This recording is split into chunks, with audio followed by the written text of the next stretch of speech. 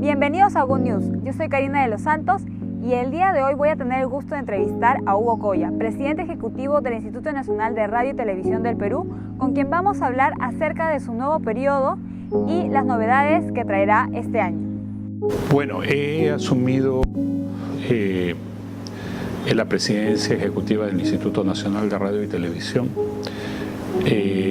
con la intención de fortalecer el proceso de descentralización del instituto, de profundizar los contenidos en lenguas originarias que ya había iniciado en la primera etapa cuando estuve a cargo del instituto, y hacer contenido acordes a los diferentes públicos que no son atendidos por la televisión privada.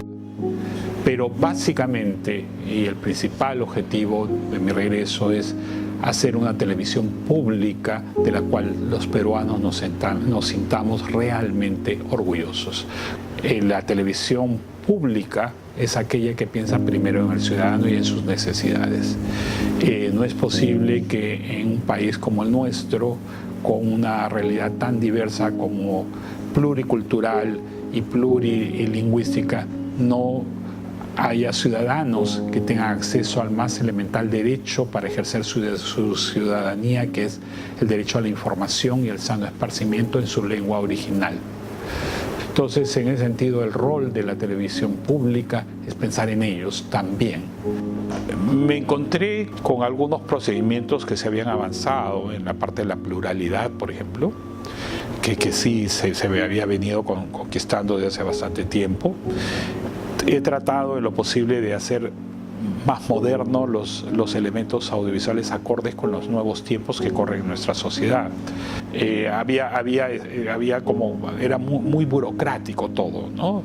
La estructura estaba muy anquilosada, muy en su zona de confort. O sea, buscábamos la pluralidad. Entonces lo que estamos haciendo es tratar de mejorar la parte audiovisual, y hemos comenzado a hacer eso, ¿no? El balance es ampliamente positivo. Primero, porque el quechua era sinónimo de discriminación, sinónimo de atraso, de subdesarrollo, lo cual es un gravísimo error. Hay un tercio además de nuestra población que habla quechua. De ese tercio hay muchos de ellos que solo hablan quechua. Entonces, los noticieros en quechua, como Ñujanchi, y el noticiero en aymara, permiten revalorizar nuestras lenguas originarias. La segunda cosa que ha tenido, se está utilizando en varios lugares como instrumento de enseñanza. Numerosas personas, en varias academias hemos recibido correos e incluso imágenes de que lo están usando los noticieros para profundizar y como instrumento pedagógico.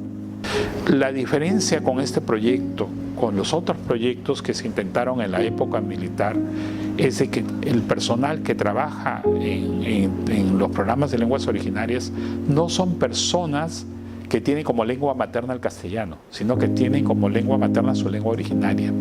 ¿Y eso qué provoca? Que no es una traducción, no es un doblaje. La construcción es distinta.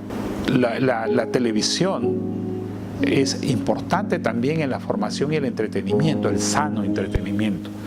Y eso lamentablemente ha ido desapareciendo con el paso de los años. Entonces, tenemos un canal dedicado a los niños y a los jóvenes para que puedan vivir con contenidos propios de su edad. También para que en los más jóvenes tengan un espacio para que exploten y muestren su creatividad. Entonces acá damos tribuna a las universidades que vienen con proyectos distintos, a gente que no son de universidades, que forman productoras, que tienen unas ideas de documentales y todo. Entonces tenemos varios segmentos que se les da en este canal dedicado exclusivamente para niños y jóvenes, ¿no?